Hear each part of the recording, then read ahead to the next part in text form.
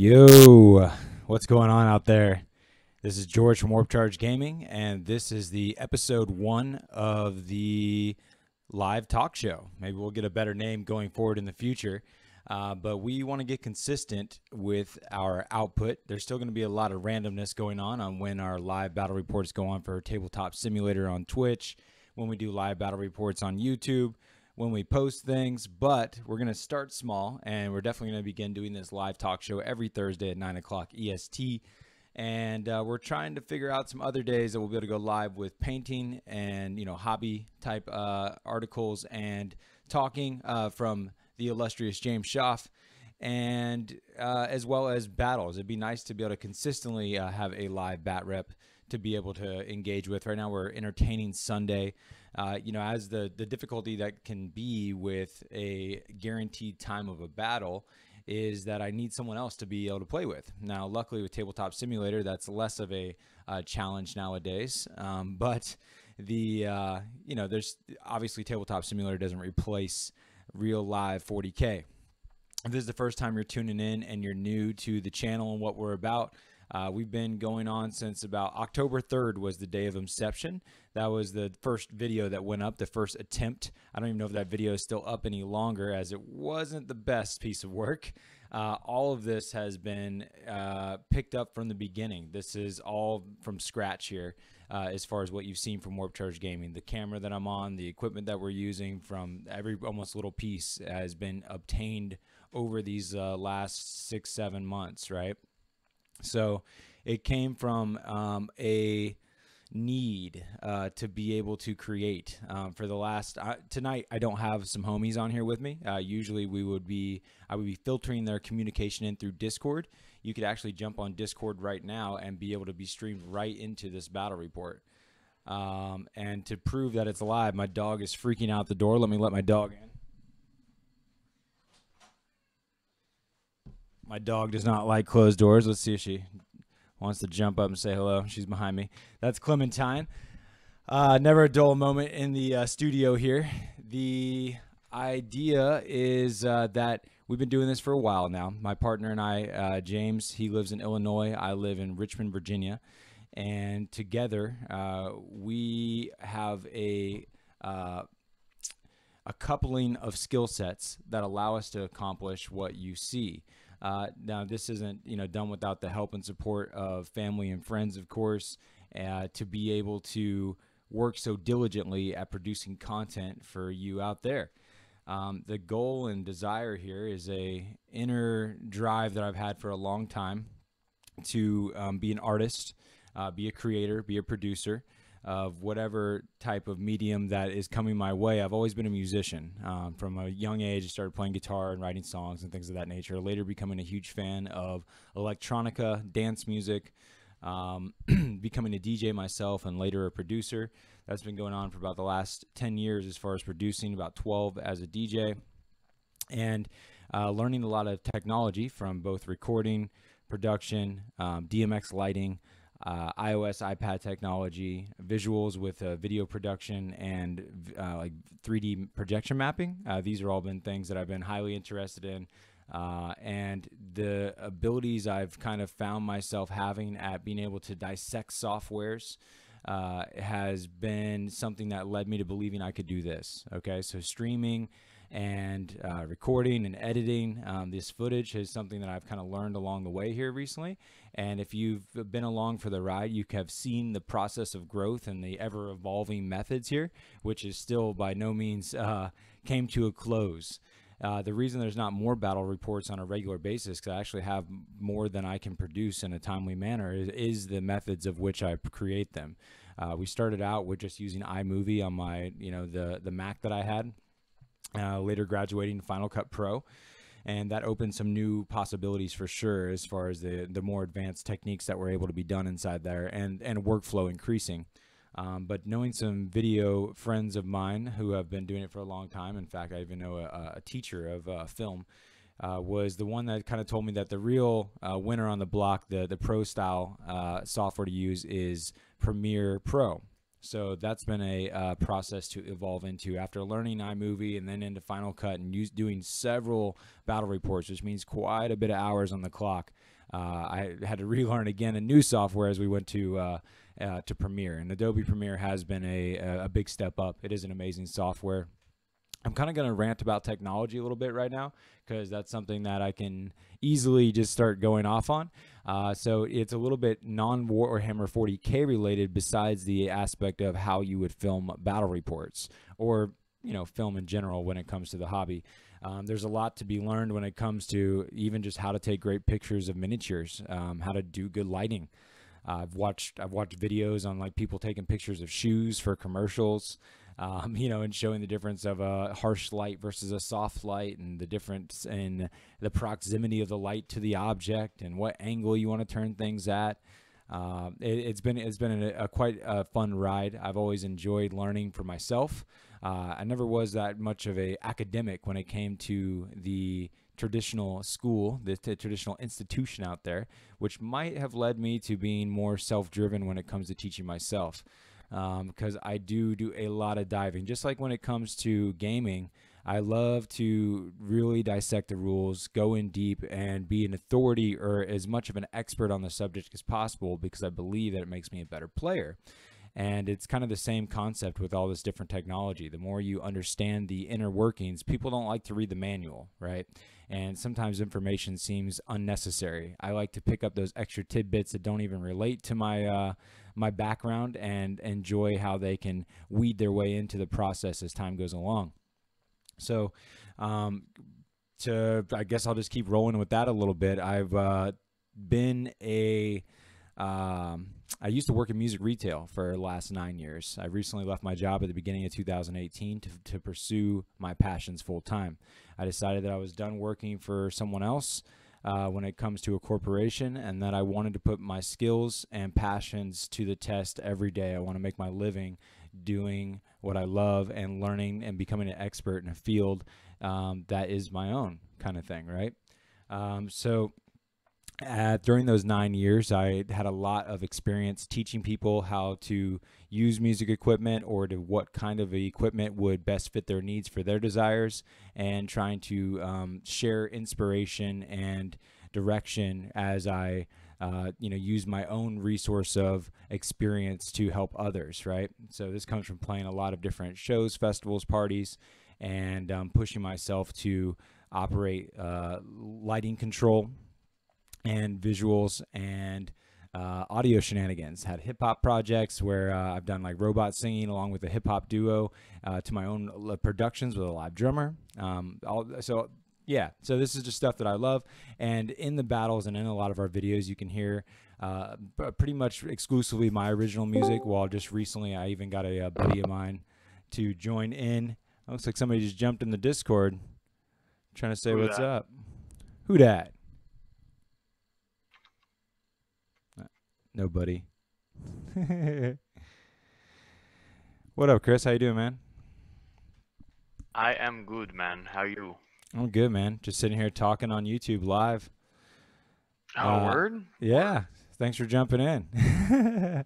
Not a problem, man. Yeah. So what you're hearing there is my good buddy Chris, and I was just going off on technology right now because that was the easiest thing for me to start ranting and raving about.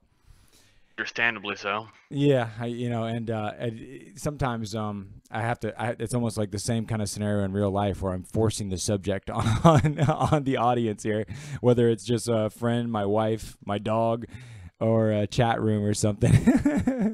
You got to talk to somebody. You go crazy. You're right. Which Clem actually is a real tech nerd. Absolutely. Yeah. She's a valuable member of the team. Yeah, loves hard and thinks deeply. Also good to hit you in the nuts sometimes when you really need to be woken up. Oh, she's real good at hitting in the nuts. But yeah, Chris, you said you guys home from work, cracking a beer, jumping on this live internet stream. Do you play HQ at all? You already lose? Oh no, actually I didn't even play. Every time that I get a notification for HQ, I'm always in the middle of something, I feel like. Yeah, I feel you. Just to bring the audience out there at large, or maybe you already play, give a holler. But there's a fun new game show out there that is kind of the modernized game show of the it's kind of like flying cars, but like one day you'll play game shows from a device in your hand and win thousands of dollars. It's like Who Wants to Be a Millionaire, but every day on your phone.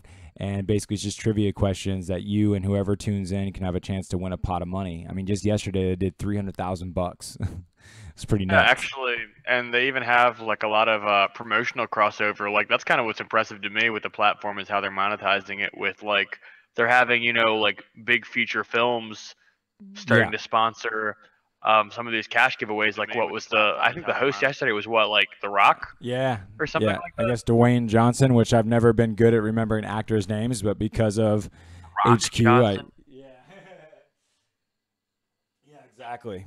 So yeah, that was pretty cool. And now my wife's into it, and she's a teacher and playing with all of her teacher friends. So got all these smarty pantses on it. Yesterday for 300K, it was like 83 people that won, and it was like 3,600 or 3,600 some dollars for each one. It was pretty cool. That's gross. Yeah. But yeah, so if we were gonna, I've ranted and raved about technology. I was talking about how I've done music for a long time. That's in the videos, and like we're learning all this from scratch. We started out October. This is episode 1 of trying to be consistent every Thursday at 9. Which is just a picked out time, for right now as we try to just pick something out of the week. It's all about execution, right? Yeah, I'll be honest. I wasn't sure if you actually had hopped on. I thought you were actually kind of joking that you were hopping on in like 13 minutes. I was like, oh, let me hop on Discord real quick. Yep. And I No, was like, oh shit. Like, it's nope, there he is. it's real life. It's real life.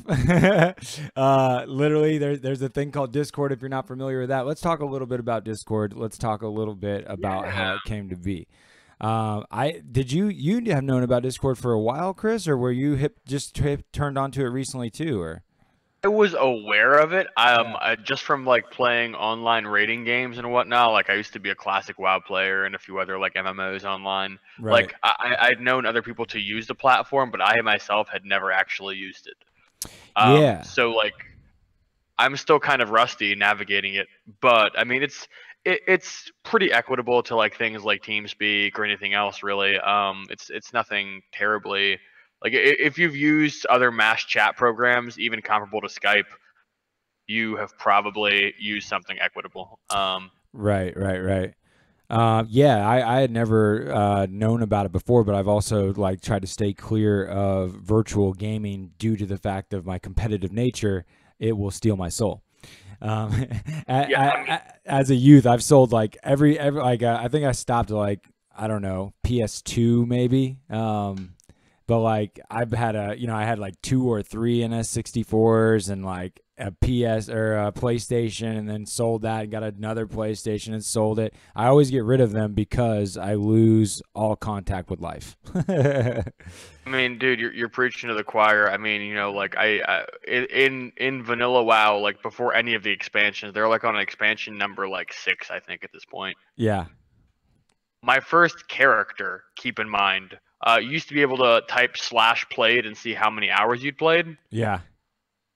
My first character, one character, keeping in mind I had a few, had 370, and this counts minutes, hours, days, the whole shebang. Oh goodness. 70 days played. I'm 29. I've spent over a year of my life on classic World of Warcraft. Yeah. It hurts my soul to think Yeah. about. I feel you. Like that ain't coming back. And that's where Warhammer was so appealing to me. When because I had put games, especially in a pursuit of music. That I mean, to be able to master a craft, let's be honest, it just takes thousands of hours of experience, and there's only so much time in life, especially when trying to earn a living. So. Getting any sort of gaming was kind of outside my perspective, even though it was something I did as a youth. I remember the old gaming store in my hometown in Joplin, Missouri. It was called Changing Hands. And there was this old timer game store owner, just a local spot. And I was always just so impressed with how much he knew about games, and hell, the guy wrote his own. I had a ton of passion for it, playing Magic, played Pokemon, played Dungeons and Dragons.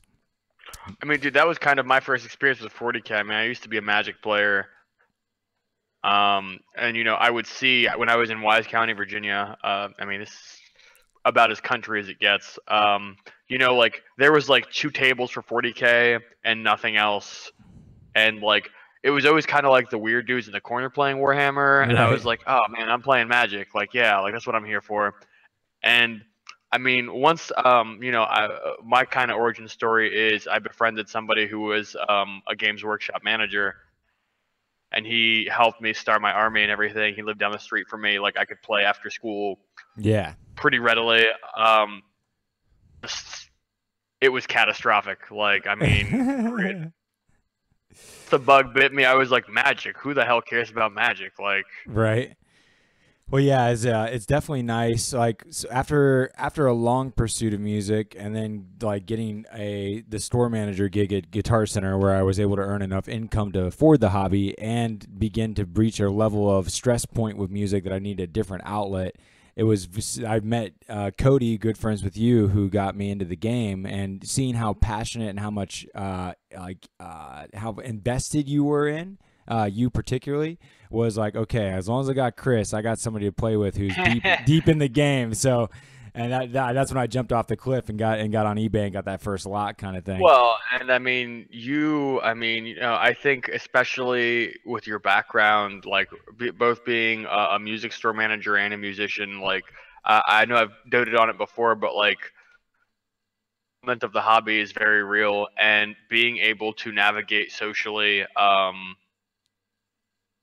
valuable. Like you have made some really cool friends, like people that I've been super happy to get to play with. Like Ali is amazing. Right. Like Matt and James and all the guys. I mean, they're all phenomenal people that I would never have met had I not met you, because you had met them. So I kind of met them just through degrees of connection. Yeah, and that's part of that. That's part of the fun and passion, man. Like like I wouldn't have met you, wouldn't have met any of these dudes, wouldn't have had a whole nother kind of culture to be involved with, without what the game is, and you can't really recreate that virtually as much as there you can build. I see that's where Discord, back to it, is kind of where people are able to make kind of friends that they never kind of meet in person, kind of thing. And that's what, Absolutely, and I can tell you, I'd actually met 2 people through World of Warcraft in person that lived all the way in Florida, that drove up and they partied with me and some friends, back in the day. But like, I mean, we'd hung out with these people like twice. It was super cool to meet them and hang out with people that we'd spent, endless hours gaming with. yeah. There's definitely a difference, like you miss out on the real human connection. hmm I think that's something that's just interesting in our time. I mean, you can look at like dating sites and everything like that. It's kind of a natural element of life nowadays. But like the first instinct of meeting people online, actually, when I first moved from the Midwest to the East Coast and knew zero people living in Baltimore, I got acquainted with Richmond and met all my friends here through the internet, just looking for people that spun fire. I've always been into the kind of the Burning Man culture and the art of spinning props that are lit on fire. And there's communities in your area as well, if you didn't know that out there, probably. You just type in fire spinning or something of that nature, Burning Man local. And there's often very cool people, just like musicians are typically a little bit more cultured, or let's say open-minded.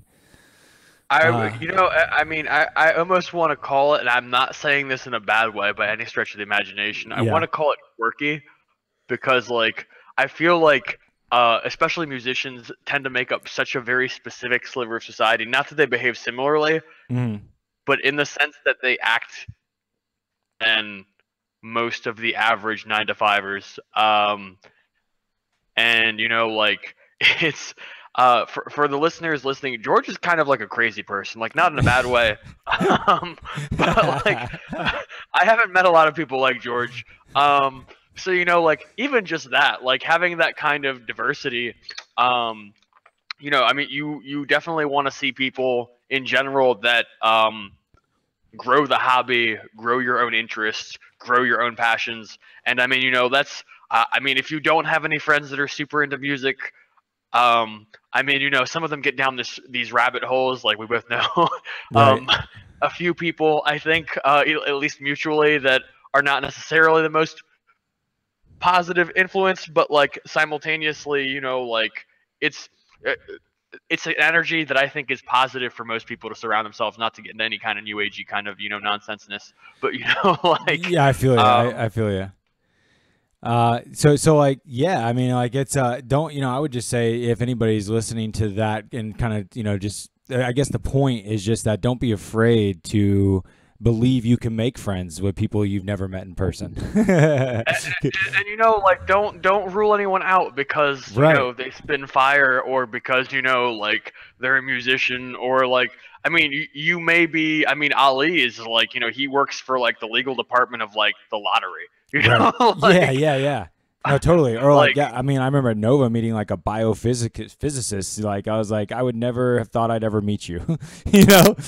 exactly, exactly. Like, you know, people are from all walks of life. Like, I mean, I've been on Tyranid forums. Like, I studied biology extensively at a major university that, you know, is fairly renowned in the States. And, like, you know, like, I love getting on Tyranid forums and, like, talking biology, like, especially with Tyranids, because it's like, oh, like, super adaptation, evolution, like, rah, rah, rah, rah, rah. Like, Yeah. um, but you know what I'm doing with my life, you know, I work as a traffic controller and I work at a restaurant. Like, you know, like, I'm not like, you know, people come from all walks of life at the end of the day. I've met auto mechanics that play 40K. I've met lawyers. I've met, you know, it's everything. Right, right. And so that's the exciting, again, just back to Discord, is just that it's a really cool platform that I had no idea about, that meeting a great guy named War Magic who lives up in New York. I discovered he's constantly digesting Warhammer 40K videos and Tactica, and he had been, a frequent viewer on our channels and doing a lot of commentary, and mentioned this platform, who, again, you and some of our other buddies had known about, but we never really I never looked at it as like a resource. And he also went to show us about Tabletop Simulator inside of the Steam game that's out there. And we all kind of had the inclination that it was a possibility, or maybe one day, but damn it if it's not real that you can straight up play Warhammer 40K in a virtual environment. So that was pretty life-changing, and ever since then, that was about a month ago, right before Adepticon, there's been lots more Warhammer getting played, and a cool, like, community growing. What was just like our Facebook chat of, like, we got a nice little crew in our Facebook chat, but there's quite a good number, at least 20 people that we don't know that have joined our Discord, that I've met personally one at a time through Seeking Games, or through jumping on these YouTube live videos. We're having people like Ice Wolf jump in, or Tukik. Met Tukik last night from Brazil. Ice Wolf's from the Netherlands. Last night on the live show, dude, we were playing a live battle report, and the people that we were hanging with literally for like 4 hours was from the Netherlands, the UK, and Brazil. And then East Coast Steve jumped in, who's a new buddy, and these guys are all inside of our Discord now, who are going to either start playing Tabletop Simulator, or already do. And all right, thanks, William. William just jumped in and said, "Great show, do more." We are, man. We're going to do this show every Thursday now at 9 o'clock. Right now, that's the current date. We also want to just be consistent in general, and that's kind of the next move that we need to make. The whole thing with Warp Charge Gaming, it's really just a dream vehicle, okay? A battle reports or Tactica or whatever. It's about the tabletop wargaming, the hobby.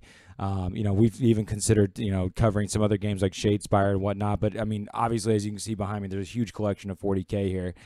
I've always had the weird deal of, like, if I put a bunch of money into something, and even when I started DJing, man, like, some people, there's so many topics here, but just like, I've been watching a lot of motivational speaking and like how to begin your own business and all this information. And a lot of the like ongoing theme is that a lot of people talk, a lot of people think and brew, but they don't put shit to action, right?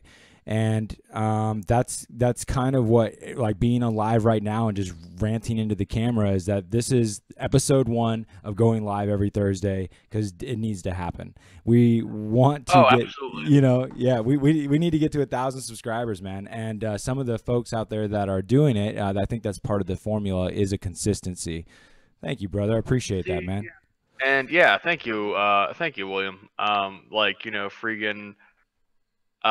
Degrees of connection are important, man. I mean, you know, we've touched before, especially with some of the things you're reading and whatnot, like, who touch people on multiple platforms and have, you know, like, word of mouth spread, you know, not saying, hey, like, you know, go out and like sell our brand, everyone, but like Right. simultaneously, like, without putting out content regularly, like we're not reaching people. So like Exactly. And you know, and people got to be able to join in at the right time. Do you have people join you on your show? Yeah, William, that's exactly what's going on right now. Is Chris, he's a good buddy of mine that lives locally. We play all the time. But even you could jump on the show right now and do this very conversation. The very top comment here is the Discord link to our channel. You just jump on Discord, we'll make you a member, and literally instantaneously, if your mic's live, you can jump right into this conversation with us. And that's kind of part of the fun here, is that we don't have to just do comments on the page while we talk at you. You can literally jump in and talk with us here, and we start talking tactics or whatever you want.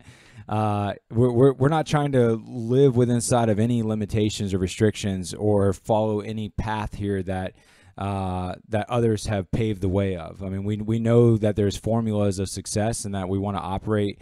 We don't want to, reinvent the wheel, but I'm not afraid to try anything, man. And right now I'm ready to have the whole world jump into this conversation and see what happens, I agree. Right?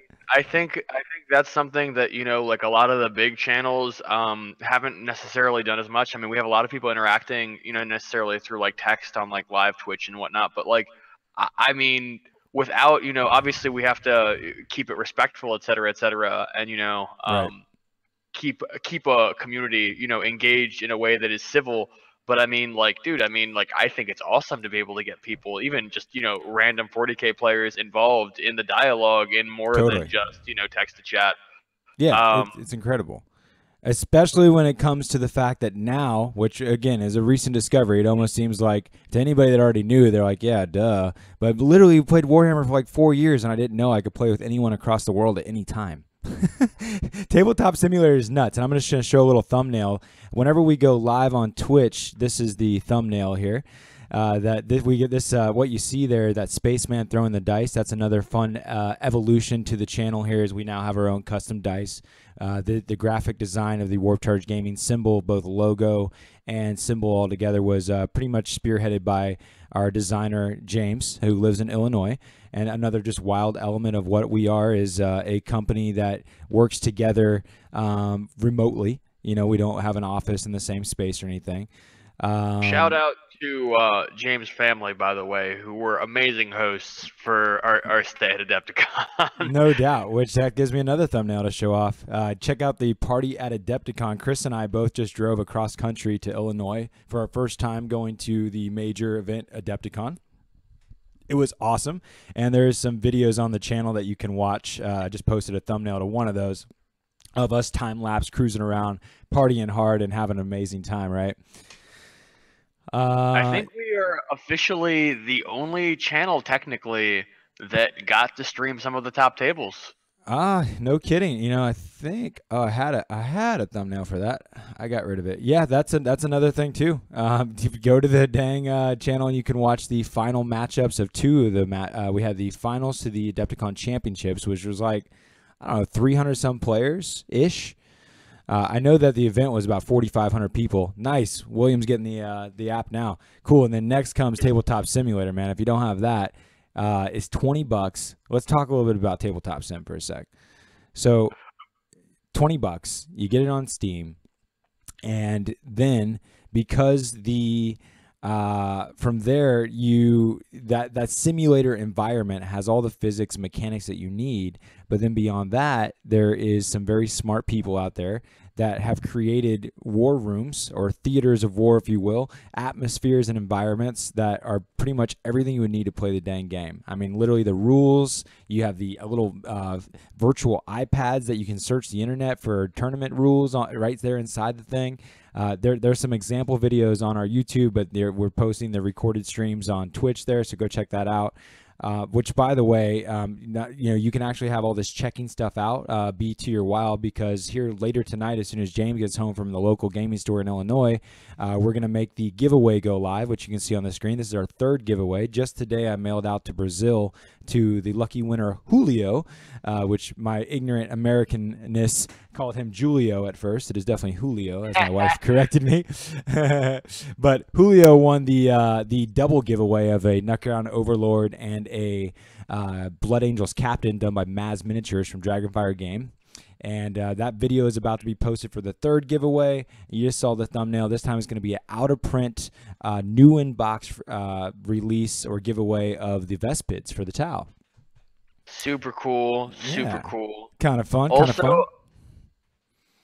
I mean, while I think it would be awesome to share some love to our fellow North Americans as far as a giveaway, like simultaneously, I think it's really cool that we've had some guest commission artists literally have their work go international at this point. Like, yeah, no kidding. That's not something that a lot of commission painters can brag.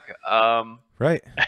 Yeah. No, it's pretty damn cool, man. And I swear to God, last night, Ice Wolf is a real cool cat. Who knows? He might jump on. He works nights, I've discovered. Again, he's in the Netherlands. And a couple times now, as I go live, it's like 1 a.m. his time. And like all the way to 5 a.m. Netherlands time, dude's hanging out, It's crazy. Because I mean, like I've got a lot of family in Poland. They're like what, plus 6 hours, so he's probably similar. Right, exactly. But yeah, man. Also, go ahead. I don't know if you planned this, but it looks like your cat on your shirt is playing with the pendant. Oh, nice. I did not plan that. I do see that though. Also, any viewers, just to kind of plug my own stuff for people looking at the vast collection in George's room. I am the resident Tyranid player.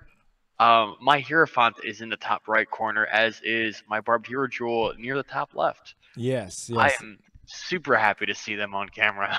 I think we should put the Hero Jewel right here on this table corner here.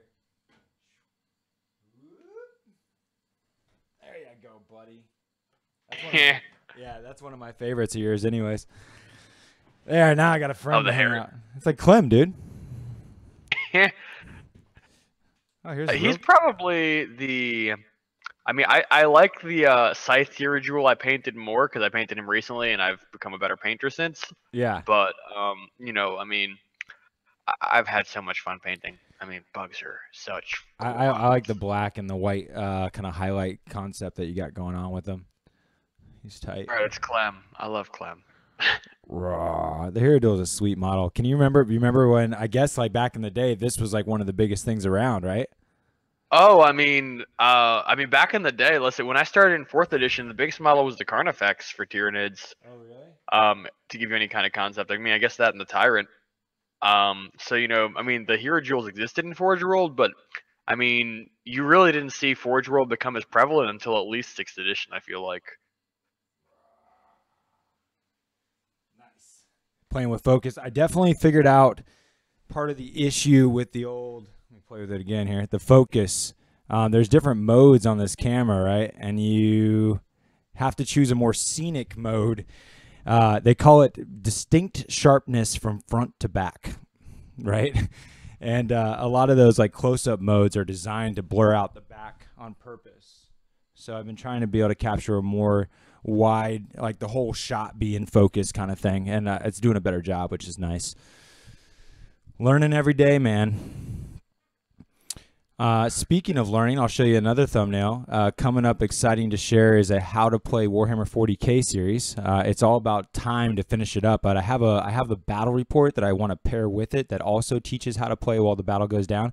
It's kind of an example of, just execute, right? For the first time, I taught a friend how to play 40K, his first time ever even touching the game, thinking about it, listening to any of the information about it. I recorded the session of me trying to teach somebody from start to finish how to play a damn game. We played 300 points. And that's tricky, right? It's like it's a little nerve-wracking to try to be the authority of information, give good details, actually not just teaching the person that's next to you, but anybody else that's watching it at the world at large. It was a little intimidating.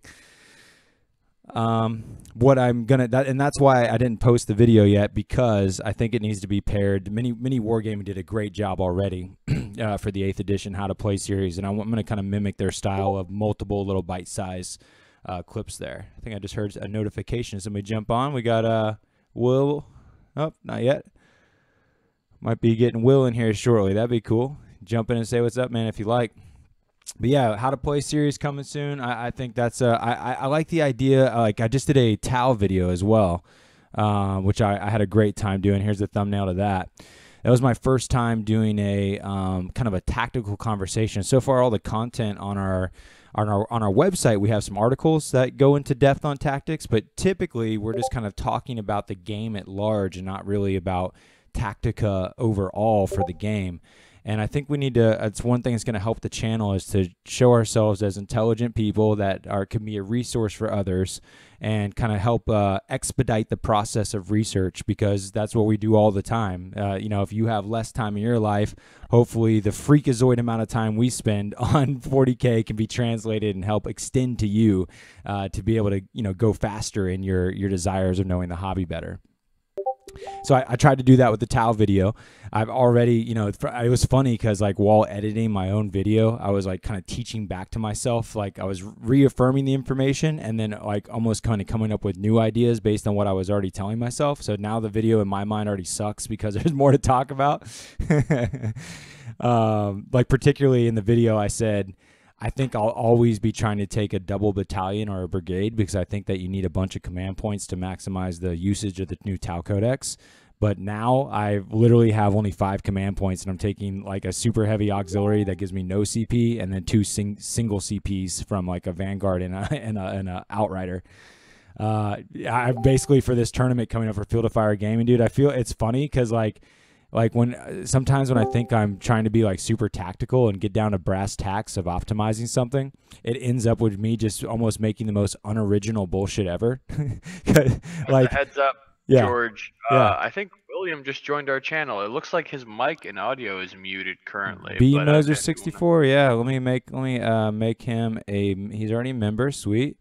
So we see you there, bro. All you got to do is jump to your, there's a little gear icon right by your name in the bottom left. You got to hit that gear icon and go to voice and video section. And there's a push to talk feature that can be on sometimes where you got to push a button to talk. But just kind of make sure your sound card's selected appropriately there. And you should be able to make that go away. Make sure you're not muted. But welcome to Discord, man. Thanks for coming on over right from the YouTube live there. Pretty sweet. Any of y'all can do that. If you can fire up that mic, man, you'll be going across air here. It'll be a pleasure to have you. So yeah, rant and rave, Tau stuff, man. But like I was talking, I was like making all these complicated detachments. I was trying to use multiple seps. I was, you know, trying to take a little bit of everything. And as I played game after game, it just the optimized version is 4 Riptides and a Storm Surge. Real creative. I mean, I can tell you, man. Like going into Tau, like playing Bug, especially like. Those kinds of gunline armies are the ones that scare me the most. But, like, man, new Tau, I mean, just based off our last game we played, I was just like, this hurts. I mean, it was a closer game than I anticipated. Yeah. I have to, I mean, like, almost 30% of your army? I mean, you had 4 Molochs that were next to no value because I was hiding in a building the whole time. I mean, you know, I want to say closer to 25%. Yeah, it sounds about right. Yeah. But simultaneously, like, I mean, they are extremely killy. Very obviously, you know, they suffer on the objective game, especially on progressive objectives. Like, if you're not hammering your opponent constantly, not maximizing your army's effectiveness, that's very obvious. Right. I mean, just with smart missiles and stuff, like, you shouldn't struggle to keep tapping your opponent unless they are playing a similar army to you. You know what I mean? Oh, totally. So, yo, just for the sake of fun here, because why not be dynamic on the live chat here, I'm going to switch the live view to screen capture. So, blam, now the audience is looking at my screen here. And I'm going to show you our Discord room. So, here we are in Discord. Oh, what's up, dude? I think you got your mic going, man. Yeah, it looks like I don't see the muted icon next to him anymore. Check. So we're looking, here we are in our lobby here at the Warp Charge Gaming server inside of Discord. You can see a little bit how the platform operates. Here's the other members of Warp Charge Gaming Discord server, and they're all offline at the moment. These folks are going on. The sweet thing is if you're new to the idea of playing Tabletop Simulator or already do and want to play, most of the homies in here, they all got it and they all want to play. So it's pretty sweet. We're building our own little threshold or treasure trove of players here to get a good game in at any point in time. Oh, I see a little bit of blinky green light, man, like you're trying to talk. Did I make it here? Ah, there you are, man. How you doing? Hey, how are you? How are you? Pleasure to meet you guys. Yeah, welcome. Really appreciate you jumping on, man. Where are you from? Well, originally New York, but I'm down here in old South North Carolina at this point. Oh, you're not far, man. We're coming your way. Like I'm driving to Raleigh on Saturday to play in with the North Carolina crew. I've never. Yeah, they Yeah. just did about a month or so ago over here in High Point. They just did a big 40K tournament, so it was pretty good. Very cool. Very cool. You've been playing for a long while, or? Uh, yeah, pretty much. I mean, believe it or not, I just got back, getting back into it again. Okay. I used to play a lot of fantasy, Warhammer, fantasy and that, and then I dropped out for a while and that, life, with kids and everything like that. Ah, But sure, now my man. kids grew up and they're out the door, so now I'm getting back into it again. Okay. What faction you jumping back in with? Multiple or? Oh, well, yeah, pretty much. Yeah. I mean, right now I'm gonna be getting back into doing more 40K right now, and I'm right now getting ready to set up a nice Necron. Ah, okay. Yeah, okay. You feeling you've been diving into that new codex very much yet, or? Yeah. I have checked it out. I looked at it. I'll tell you one thing. Wow, what a difference compare. I mean, you're talking when I first started getting into it. Yeah. We're going back to fourth edition, Nice. Back when kind of Chris was getting going. fifth edition, or fourth or fifth edition, I think it was. And at that time, Necron didn't even have a codex. Right. They were just a fraction of a little fraction, just a couple of pieces here and there, and that's Yeah. all it was. I remember that in seventh too, man. I remember with seventh edition, like I remember my buddy was coming over and playing with the old like paperback, small little tiny book while I had all these codexes for all my army. He was like, dude, you're getting screwed, man. And then when they did get their book in seventh, it was like extremely disgusting for a pretty good point of time there. It's funny. I just pulled out a whole handful of my stuff, and I pulled out, and I actually found an old Necron destroyer with a couple of scraps with it. And Nice. I look at this thing, and I look at the new destroyers, and I'm like, holy mackerel. I said, oh, are they really that changed that much? Yeah. Yeah. We had a few pictures actually from Adepticon where there was somebody who played Necrons that had an old school Necrons army. And I mean, the difference is night and day. Like, the models are so crazy different. Yeah, it's pretty wild. I mean, even just looking at like the original 40K artwork and the way they wrote their rules, and it's definitely evolved into a what it is today from what it was. It used to be more of that heavy metal style, like anime, more rock and roll. Yep. Which I find all very, very cool. That the story and backdrop. It's funny when you tell people like you play, like I tell them I play a game, on camera all the time, and they expect video games, or nobody is like, yo, this game's older than me. Absolutely. I mean, like that's one of the cool things. Like, I mean, the guy who got me into the hobby, he used to be a Games Workshop like black shirt, and like, I remember being like celebrating like their 30-year anniversary. And I mean, I don't remember exactly how long ago that was, but like, it's so cool to see just the evolution. I mean, I started tail end of third, start of fourth, and I mean, it's just a whole different ball game. But it's still like all the fluff and all of the content. Like the diehard gamers are in there. I mean, I still see people that started back in second edition that. It's cool to see that passion just have changed over the years, not have disappeared. You know what I mean? It's pretty. It's bigger than ever now, and big props to GW for whether it was the new CEO or whatever happened behind those doors that made them in more communication. Exactly. That's huge. The way that they are supporting the community, being more real time, more responsible and accountable for when shit doesn't go just right in the way rules are written. I really appreciate that. But I mean, hell, I mean, actually responding or opening up comments on their Facebook. You know, they used to be like, "We're not even gonna let you breathe your feelings." You know. Yeah, War Magic just hollered out like CEO actually plays. Yeah, I remember I used to when I first got into the hobby, they were talking. I remember the horror stories of like they thought that the majority of the people that were into the hobby cared more about collecting and painting than they did about the game. So the game was like afterburner thought, like they didn't even care. And I mean, even Now, people go ahead, Moser.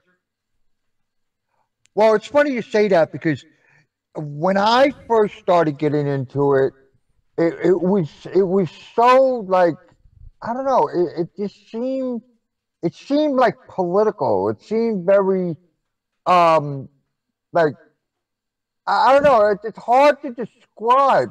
It's not like it is now. It's just like so like widely spread and widely known and everything.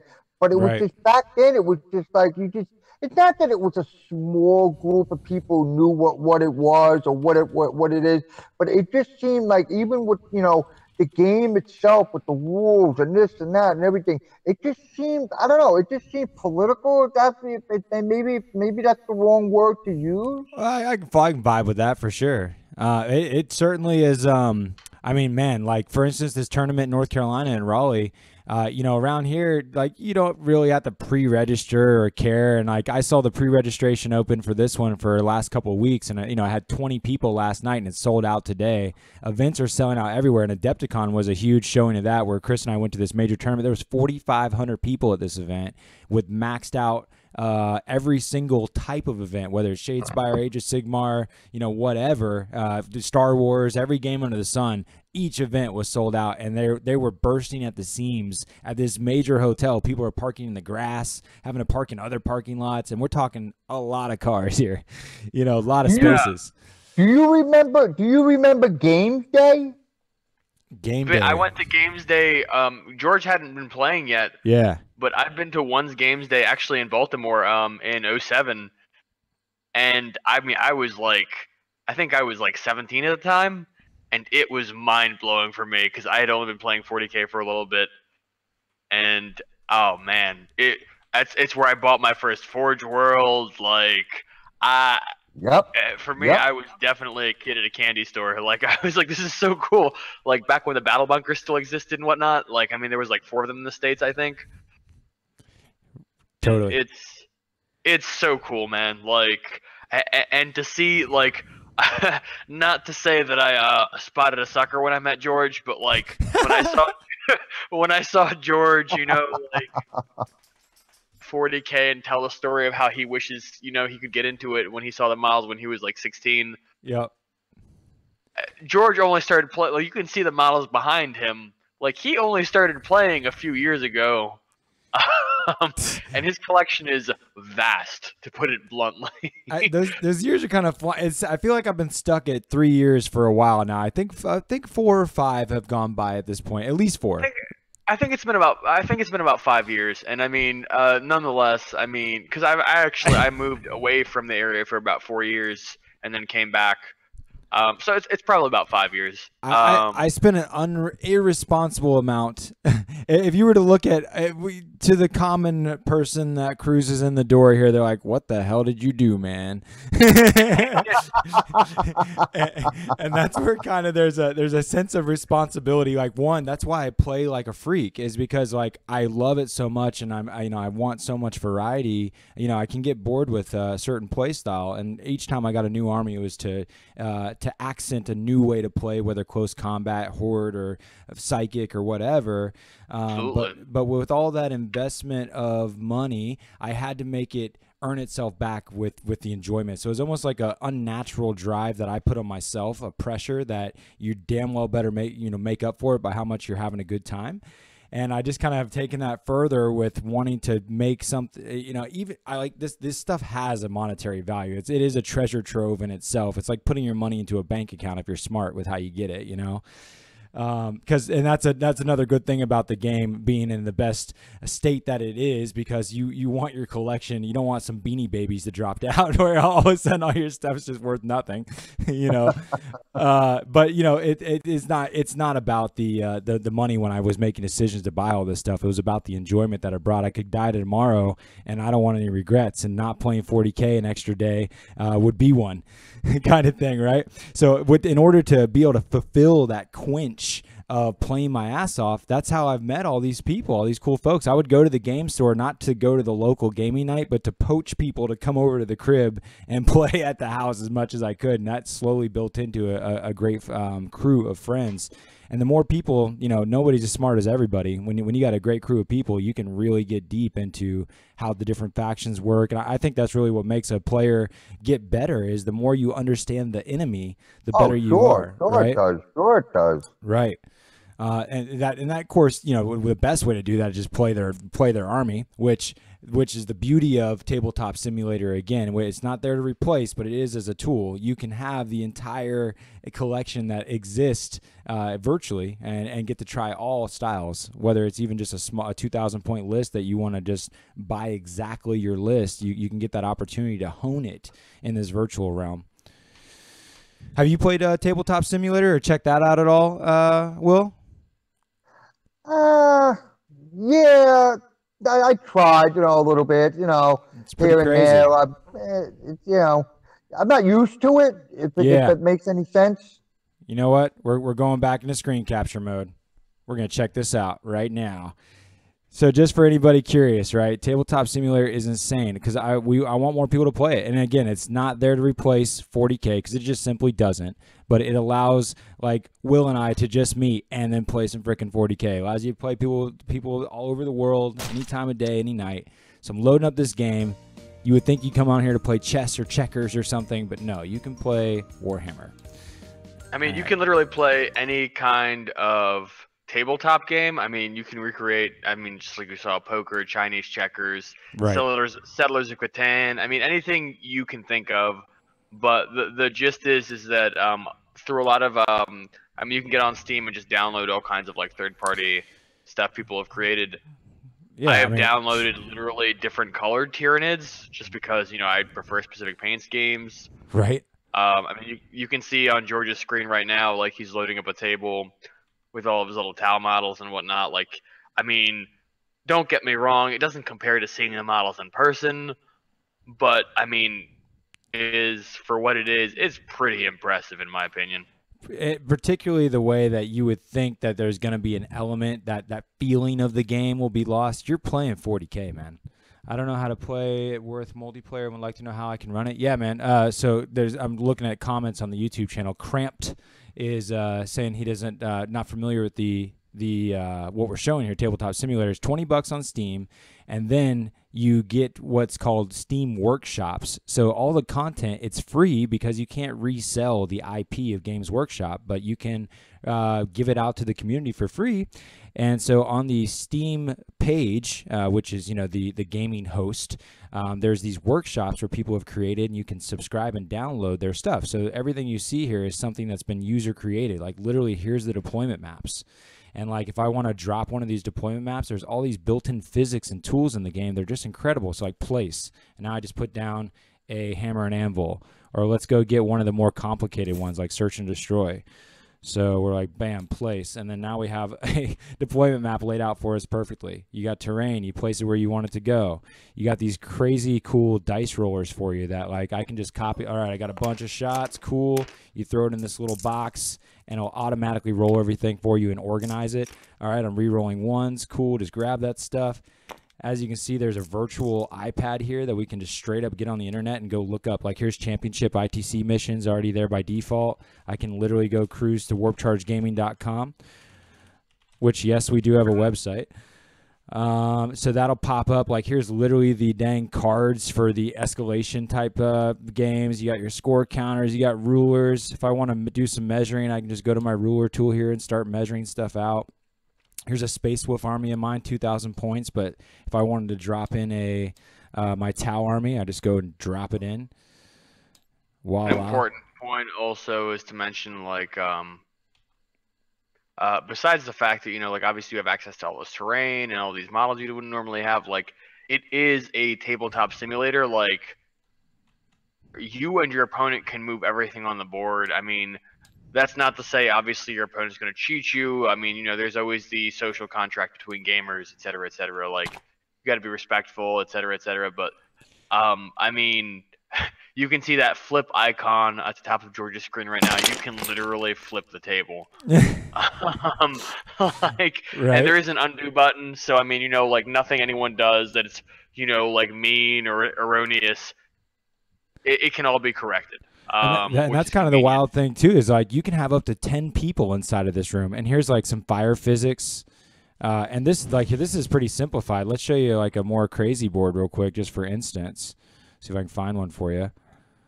But like this got me into even some concepts of like, so this, what we're seeing inside of here is a 360 degree HDRI photograph. I'd never heard of the terminology of HDRI images, and it's about images that have multiple exposures of lighting within inside, because a lot of what makes the virtual reality come to life is the physics of lighting. So in here you can see like a hammerhead on fire with all this smoke. We got a tide wall buried in some sand here. Super cool environment. But what's behind us here in these backdrops is a 360 degree wrapped image. And I discovered there's a whole marketplace for people selling 360 degree imagery, probably not just for Tabletop Simulator, but that there's a whole art form and how to even create an image that has multiple exposure levels of lighting, a high def image that can be turned into a 360 degree wrapped environment. It's a wild world. It's a wild world. But yeah, it's anybody can play. $20, you can have all the armies you ever wanted. Let's go back to the camera here. Rant and rave, man. This is episode 1, the first live show. It's been going well so far. I don't even know how long. We've gone 56 minutes. I said I was going to close these out at an hour. I'm really glad that you jumped on, Will, and I hope that you stick around. I'm gonna later tonight we'll post this giveaway, and love for you to subscribe. But on top of that, man, go to the giveaway, and your subscribe will count towards a chance to win some free stuff, and we're gonna do that every month all year. Oh, good. Yeah. I had to tell you this. You guys got a good laugh at this one. Just the other day I started going through some of my old pieces. So I'm looking around, and I pulled out. Now, when I first started getting into the, to the whole, tabletop war thing, another game that I got into was Battlefleet Gothic. Okay. I know you remember that. Yeah. I want to play that. I've never got to. Well, it's pretty good. So yeah. Well, it's a part of a larger campaign too, man. Like I'd love for that, like to kind of build a whole story by starting out in the fleets and space and all that, Oh yeah. Well, I grabbed the pieces out, and I played this, a couple times. And I grabbed the pieces out, and I'm looking at some of this old stuff that I have. And I'm looking at the pieces, and I'm looking at they're on the stands, and they're on everything. Yeah. And I'm looking at it, and I'm looking at them going, hey, wait a minute. You got to be kidding me. You mean to tell me that I had these stupid things upside down all this time? The darn pieces were upside down on the stands. And would you believe I played this dopey game for how many times with people? No one said, hey, your pieces are upside down. No one told me. Wow. What kind of fleet was it? What faction? I think it was Chaos. Okay. Gotcha. When I see some Chaos Battlefleet Fleet Gothic stuff next, I'll try to envision how that could happen. But I feel that's this whole universe for you, right? How many times, my God, have you thought for sure you knew how something was played, and then your life gets turned upside down when you realize you didn't read one word that was extremely important, or the last few words. That's one thing with Tyranids in Battlefleet Gothic that I've always kind of appreciated, because they never really had. I mean, they have some models, but for the most part, the way Tyranids have been done over the years. There's some really nice pieces to make. I mean, believe me, there's that one that's called a Planet Destroyer or something like that. Yeah. That's really, really nice. but a lot of people just kit bash their Tyranids out of like real Tyranid bits from 40K, and I mean, like it's I dig it. Yeah, That's one I of mean, the coolest parts speaking of those the hobby. like campaigns and side games, I want to do Battlefield Gothic, and I want to do Kill Teams. I'm excited for Kill Teams to drop on the market. I'm excited to try to get some smaller games in, and also build kind of a larger story using those mechanics. It's gonna be cool. Gonna be cool. You know what? You know what's actually really good too. If you like Battlefield Gothic, Drop Fleet Commander is really good.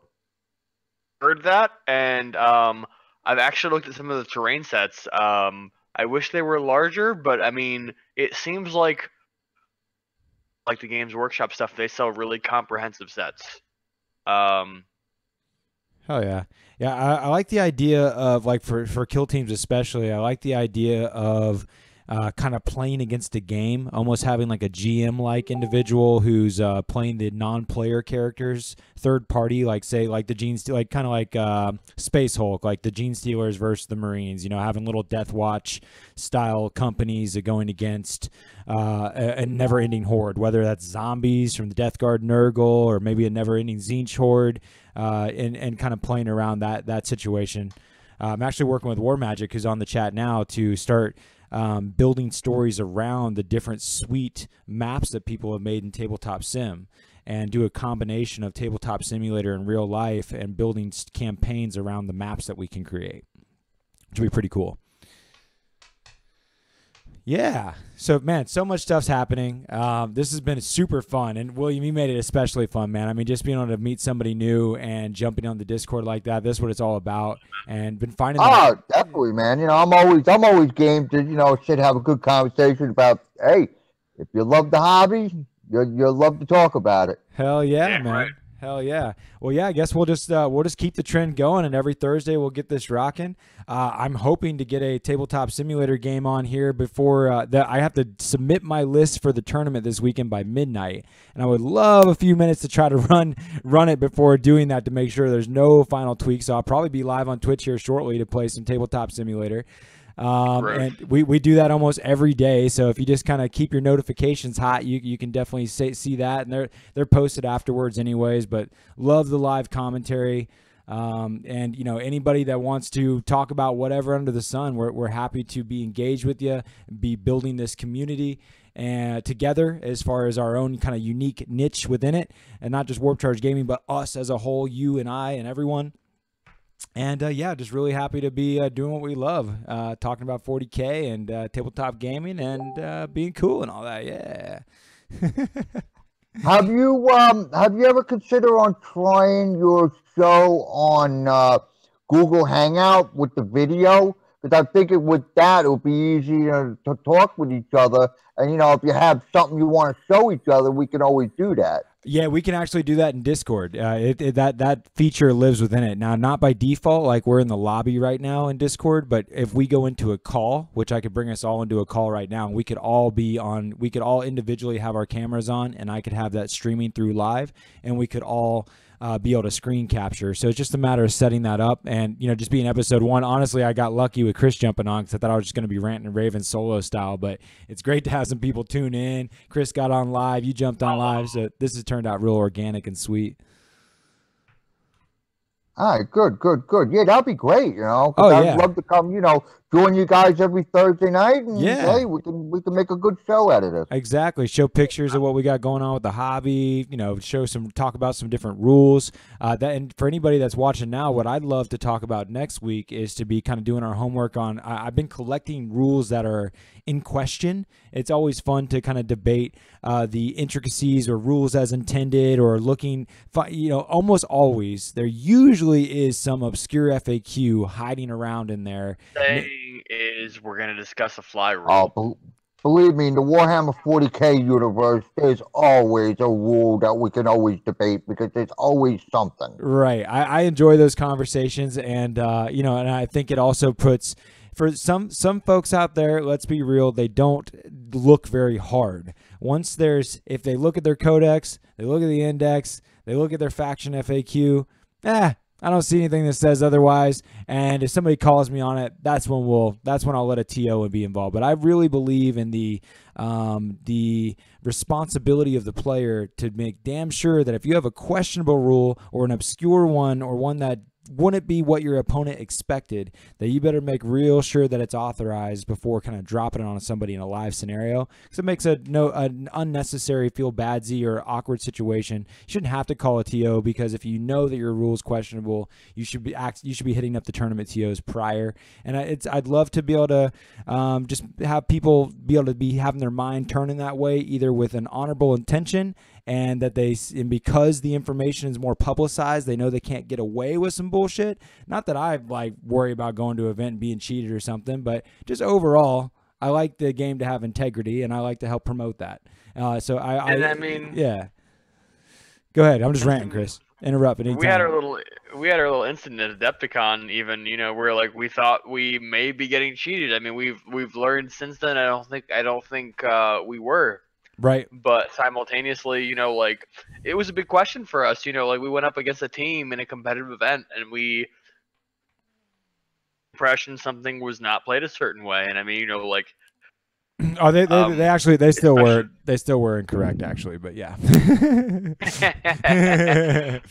I want to build some mystery around it, though, especially if we're going to discuss it next week. No, what I mean? I agree. The main thing is that it was when you look at when you look at the rules in question that we're going to discuss, on the surface, it looks like, oh, maybe they were right as far as how you can mix your detachments up and whatnot. But there is that's that extra effort that, people bitch and complain about how many FAQs and erratas and why didn't they write that right the first time. But it is the nature of the game. It is how it works. And that means that, I'm sorry, but you don't just get to read your one book. There's a shit ton of stuff you have to read to make sure you're playing the most up-to-date rules. I know when I first started too, man, I used to ask you that stuff all the time. What the hell is Imperial Armor? I don't get Forge World. What does that mean? The thing is, I mean, I don't know who to credit originally with this quote, but I know the Long War guys say it every once in a while. If you play 40K currently in any edition, you have almost taken a college level course in a game. You know what I mean? Yeah. There's that much depth and content to the game. Yeah. At any given point. And I mean, it's a hobby, and people love it, and they own it. I love seeing all the diehard gamers, whether it's Orc players or Necron players or Tyranid players like myself, or people that play 10,000 armies like you, George. But it's cool to see. And I mean, that kind of thing only enriches the hobby, I think. Yeah, I appreciate the updates and the changes. I like the current FAQ that's pending. I'm really excited for it. I saw another. It was on actually the Long War Discord. Somebody posted up an image that showed some rumors, and it was talking about how basically soups. That's the big thing. The expectation is that soups are going to get killed in the FAQ. Soup being mixed tactics, different mixed allies. Yeah, allies basically. I mean, that's already what Eighth did a good job already by taking away the lunacy of Seventh of Eldar Tau and Dark Angels all mixed together. At least we got that. We didn't play really in Sixth very much, and I played very little. But I mean, at one point in Sixth Edition, it was just the most broken thing in existence. And I feel like I'm kind of a little bit of the jaded gamer. I'm willing to call things broken a little bit faster than most, I think. But at the same time, psychic powers and whatnot affected each other. I mean, Eldar buffing Tau for shooting and whatnot, completely without any kind of penalty. Right. There was a clear front runner in all of the mixed factions, and it was Eldar Tau. Without any kind of effort or doubt. I mean, if you wanted to run a really dominant list, that's what you saw decimating towards the tail end of 6th edition was Eldar Tau until things really got reevaluated. The old Taudar. There's rumor of not like the way that they did with the commanders for the Tau, 1 per detachment. In the rumor that I saw that was from a reliable source was that there's only going to be allowed 3 of any one unit in a list, which does kill. Maybe it'll be detachment, maybe, but I mean, part of what the bring what you want. I mean, not everything that spams something is like, I love blood crushers. I mean, granted, I could bring max squads of blood crushers, but I like to bring multiple units of 3, and that hasn't been viable in 8th at all anyways. But say people that have a buttload of flesh hounds, and I just think it's super cool to run a bunch of flesh hounds. Like, that's not the most broken thing ever, but if you can't do it, I mean, granted, that's what open play's about, but let's all be true to ourselves here that match play is default play, Well, and I think it's additionally, like, for people that are the narrative gamers, that are the fluffy gamers, like, there are horde armies that I feel like it's difficult to try to penalize those armies. I mean, you have guard running squads of conscripts and guardsmen, and Tyranid players running tons of gaunts. I mean, that doesn't really happen because people want to win. Yeah. But like, for the people running actual narrative and fluffy games, like like, there are armies that are expected to spam. So seeing those kind of changes, they're going to rub some people the wrong way regardless, even if they end up being good for the game mechanically. Yeah. How it plays out. Yeah, it's funny. I'm sorry. Yeah, it's funny that you're saying about Tau and that. And I've noticed, and every time I've ever seen anything with Tau, okay, even in the new codex, and you were talking about debatable rules, right? Tau always has something in their codex that has. You're like, why is that even possible to even use or have? You're correct. The big one that popped up recently is on shield drones, and don't get me started. That is a subject in itself. People have posted YouTube videos. That's like that's like almost manipulation. It's like why we have that? For what reason? Yeah, I mean, just for an example of the silliness, it's about how wound allocation works on shield drones, but like. They had to FAQ the index to fix the part where people thought it was one way but being played another kind of thing. So they FAQ'd the index, but then when they came out with the codex, they wrote the rules the same way that they did in the index, that they had to FAQ. So now you can't even say the FAQ is valid because it's for the index. It's silly. It's silly. But but there was no change. Yeah. It's like, can you guys get it right the first time? But at the same time, I have some. I give plenty of leeway for the idea that people are humans. The game is so in depth and so complicated that it's amazing that it exists in the first place. It's like college course. It's kind of like when you're in a plane and being like, I wish this plane flew faster. It's like, you're in the fucking air, dude.